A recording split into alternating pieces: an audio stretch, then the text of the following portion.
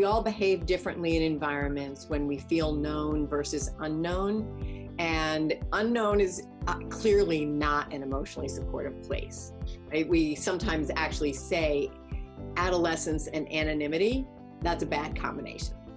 So helping students feel known is critical, which means adults should get in the practice of saying hello by name, asking for correct pronunciations of kids' names so they know you really want to get to know them. Schools, on a larger school level, there can be student orientation programs that are designed really well for community building and shaping positive climate. That's for the whole school, but it gives a running start for all classrooms. So we'll make a plug for that.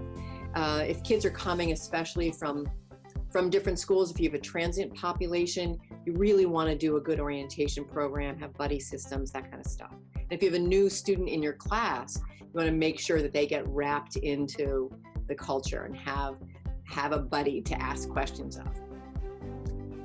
There's also community building in the opening days and weeks of school, or the opening days and weeks of the new term if you get new students in that term.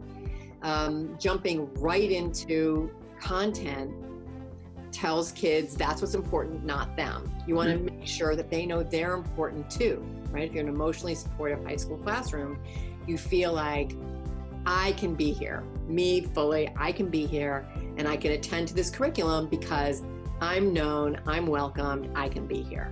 So community building happens both school-wide and in your classroom. While we recommend that there's school-wide boundaries, expectations, agreements, that may not be the case in your school to the degree you'd like. You still can do that within your classroom. It's really important. The first thing the human brain does is monitor the setting for safety. Think about the first time you went into a faculty meeting or the teacher's lounge when you came to a new school. Who am I going to stand next to? Who am I going to talk to? Who shouldn't I stand next to? So knowing the boundaries and expectations for students lets them focus on what is academically most important in the setting. And we can do that a few ways. One is having explicit agreements. Now, some might call this class rules. Some rules can and should be imposed by adults. We are, after all, the elders in the community. We have the experience to provide some guidance in how a community works as a learning community. Students also need a voice in making these agreements. You never know what a student or a handful of students may need to learn their best. It's one of the things I've learned by listening to students. I've heard so many wonderful things from them about needing to sit by a window, needing a clock showing, needing not a clock showing, all those sorts of things that I would just take for granted that everyone learns the same. When students share in making the agreements, they also then share in the ownership of those agreements. They want to make them happen as well. Another piece to have in place is a problem-solving framework. You're going to have conflict. That's inevitable. How do we go through this as a class? How shall we proceed? And you may need to post a few simple steps. For instance, when we have a disagreement, let's pause and use silence to gather our concerns. Let's take turns talking. Let's repeat back other person's ideas, and then let's brainstorm solutions.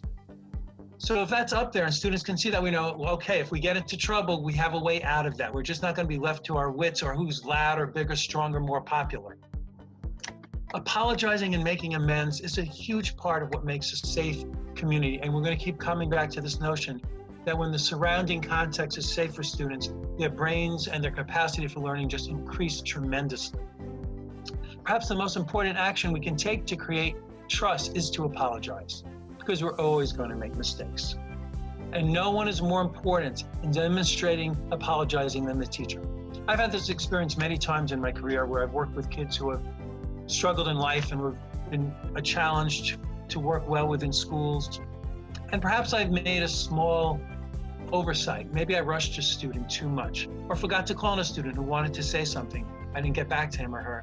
And I've come the next day and said, I'm sorry I didn't call on you because I value you in the classroom. And many of those students have looked at me and said, you know, you're the first adult who's ever apologized to me for something. And those students have so much wanted then to be more in my space and felt like they could learn more and think more. Apologizing doesn't diminish our power, it actually increases our sense of authority and our sense of being the sort of bellwether of the classroom.